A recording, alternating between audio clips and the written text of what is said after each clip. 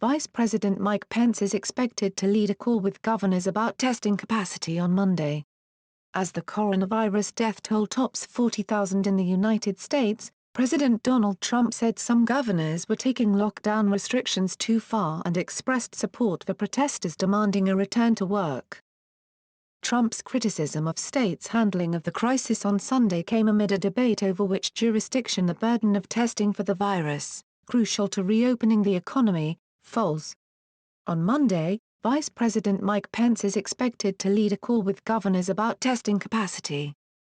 He has said that more than 5 million Americans are expected to have been tested for the virus by the end of the month. Experts have suggested testing would need to double if not triple from current levels before it's safe to open America's economy, and several states say they are scrambling to find the resources to do so. Still, some states have gone ahead with easing restrictions aimed at curbing the virus spread.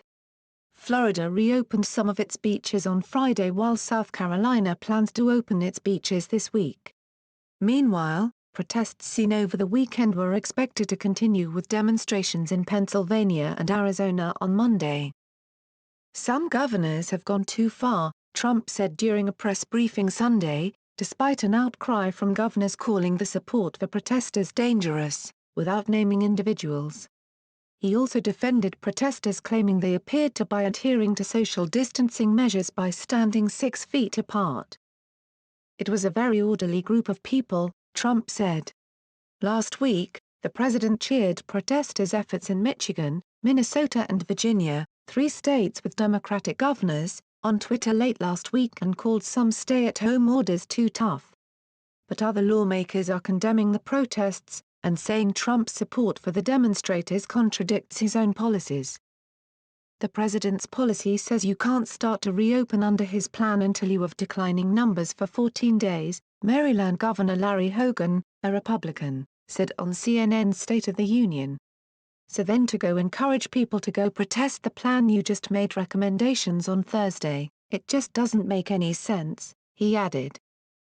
Austin Mayor Steve Adler told MSNBC's Alicia Menendez on Sunday that the demonstrations are selfish amid efforts to curtail the spread of the virus. "I think that any group gatherings for any reason right now is really an unfortunate thing. There are better ways to express your First Amendment," Adler said. The president has also disputed calls from some governors for federal support to conduct testing. The virus has killed 40,615 people in the U.S. and infected another 755,428 as of 3:20 a.m. ET, according to NBC News tracking. Worldwide, at least 165,257 have died due to the virus while another 2.4 million have been infected, according to Johns Hopkins University on Monday. In Europe, countries seeing their rates of new infections level off are exploring options to lift lockdowns as the regional WHO authorities issue guidelines on how to navigate the next phase of the pandemic response.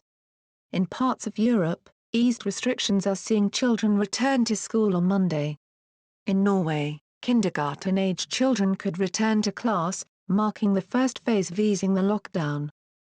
Older children in grades 1 through 4 are expected to return to class next week. Similarly in Denmark, daycare centers and schools were allowed to open this week. German Chancellor Angela Merkel announced last week that students would gradually begin returning to the classroom and shops would reopen, although social distancing measures would remain in place. In Spain, the hardest-hit European country next to Italy, children under the age of 12 will be allowed to play outdoors again for short periods of time beginning next week despite intentions to extend the nationwide lockdown to May 9. Prime Minister Pedro Sanchez said in a televised address Saturday the country will progressively lift the confinement during May, but cautioned if we see any setback, we will react. Although Spain has seen among the world's highest death tolls with more than 20,000 lives lost, Sanchez said it has also seen one of the highest rates of recovery.